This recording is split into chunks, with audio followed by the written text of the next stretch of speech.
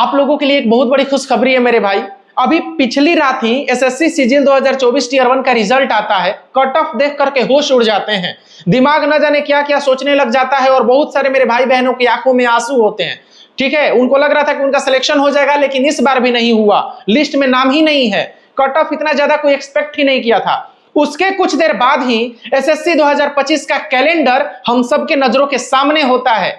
जी हां, एसएससी 2025 का कैलेंडर आ चुका है मेरे भाई। सोने पर सुहागा है ये।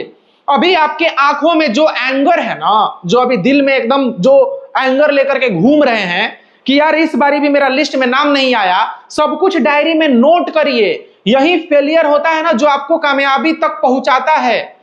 समझ गए? सब कुछ नोट होना चाहिए कि मेरा आज के दिन सिलेक्शन नहीं हुआ था। एसएससी 2025 का कैलेंडर रिलीज हो गया है। सीजीएल 2025 पता है मेरे भाई कब है? नोटिफिकेशन इसका अप्रैल 2025 में, यानी कि अभी से 5 महीने बाद नोटिफिकेशन आएगा। छठे महीने में आपका एग्जाम हो जाएगा, जून से जुलाई में। ठीक है, आप लोगों का एसएससी एग्जाम कंडक्ट करवा लेगी। 6 महीना अभी से है ना दोस्त। अभी देखो, अभी तो एंगर भी है। कसम खा लो कि इस बार सिलेक्शन लेके ही रहेंगे। कमेंट बॉक्स में हमसे प्रॉमिस करो कि भैया आज हम प्रॉमिस कर रहे हैं आपसे कि अगला सीजीएल पर मेरा नाम होगा, एक सीट मेरे नाम पर होगा। प्रॉमिस करो अभी के अभी, एकदम खुद से भी प्रॉमिस करो, डायरी में लिख लो जैसा आज फील करे हुए हो ना।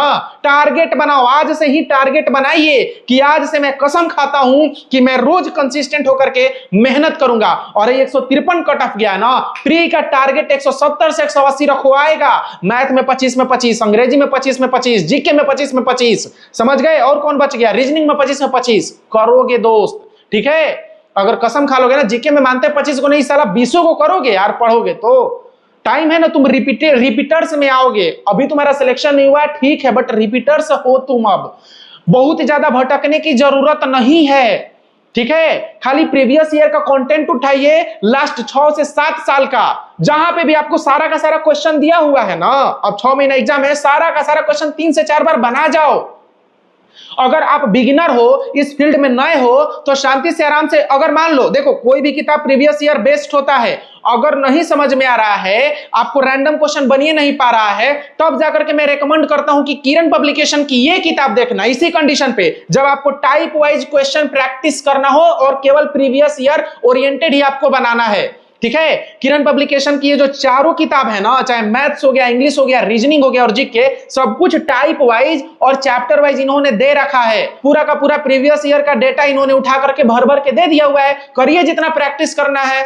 समझ गए? इसके अलावा आपका जिस किताब से मन है या फिर जो किताब पहले से फॉलो कर रहे हैं, कोई जरूरत नहीं अपनी स्ट्रैटेजी चेंज करने की। बार बार स्ट्रैटेजी बदलने से आप ज्यादा महान नहीं बन जाएंगे। याद रखिएगा, 10 किताबों को एक एक बार पढ़ने से अच्छा है कि कहीं किताबों को 10 बार पढ़िए। सीएचएसएल 2025 का जो नोटिफिकेशन का डेट है ना, 27 मई 2025 है। टीयर 1 का जो एग्जाम है जुलाई अगस्त 2025 में हो जाएगा। सीपीओ का भी मई में नोटिफिकेशन आएगा, जुलाई अगस्त में हो जाएगा। एमटीएस का भी जो है जून में, 26 जून 2025। याद रखिएगा, फॉर्म भर दीजिएगा, सितंबर अक्टूबर 2025 में आपका एग्जाम हो जाएगा। समझ गए दोस्त? अपॉर्चुनिटी आपके सामने है। देखिए आपने क्या क्या गलती करा हुआ है, उस गलती से सीखिए। जैसे मैं सीखा करता था, हम भी एक टाइम पे 10-10 जगह एकदम पढ़ लेते थे, बहुत कुछ पढ़ लेते थे। रिवीजन के नाम पे घंटा कुछ नहीं करते थे। सैटरडे और संडे का टाइम रिवीजन का होना चाहिए आपका। समझ रहे हैं? अपने वीकनेस पर फोकस करिए। अपना स्ट्रैटेजी जो एगो मान लिए हैं, उसी स्ट्रैटेजी पर एकदम डटे रहिए। समझ गए? रोने से, बैठ के रोने से कोई फायदा नहीं है। बनाइए टारगेट 170 का, 165 का टारगेट बनाइए, 170 का बनाइए, 185 का बनाइए। जैसा पेपर का लेवल वैसा आपका नंबर आना चाहिए उसके अकॉर्डिंग। फिर लेके जो प्री का ही रो रहे हैं ना कि भैया कट ऑफ इतना हाई है, उस समय नहीं फर्क पड़ेगा आपको। आज के डेट में हमको नहीं फर्क पड़ता है कितना नंबर जाता है, पता है प्री निकाल लेते हैं, हर एग्जाम में तो निकाल लेंगे। Are you getting my point मेरे भाई? गलत कह रहे हैं तो बोलो। 10 गो किताब पढ़ने से अच्छा है कि कहीं किताब को 10 बार पढ़िए। और आज के फेलियर को याद रखिएगा, बहुत ज्यादा कोर्सेज किसी का नहीं खरीदने का जरूरत है, बहुत ज्यादा किताब नहीं खरीदने का जरूरत है। एक ही चीज काफी है। और सबसे मोस्ट इंपॉर्टेंट प्रीवियस ईयर 6 से 7 साल का।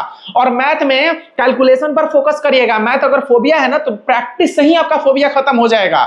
ठीक है, प्रैक्टिस की कमी हो सकता है, कॉन्सेप्ट कंप्लीट नहीं हो सकता है। तो ये चीज आप देख लीजिएगा, आराम से बढ़िया से प्रैक्टिस करिए। चाहे कहीं से भी आप कर रहे हैं, प्रीवियस ईयर होना चाहिए।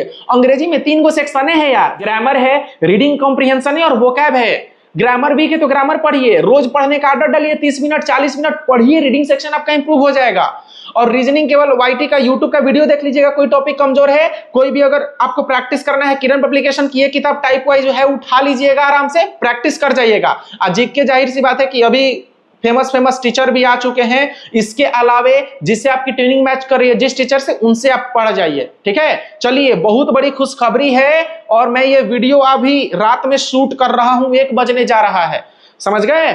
चलो, और कमेंट में प्रॉमिस करिए कि आप सिलेक्शन लेकर के रहेंगे अगली बार। ठीक है, आज का फेलियर याद रखिएगा। Thank you so much.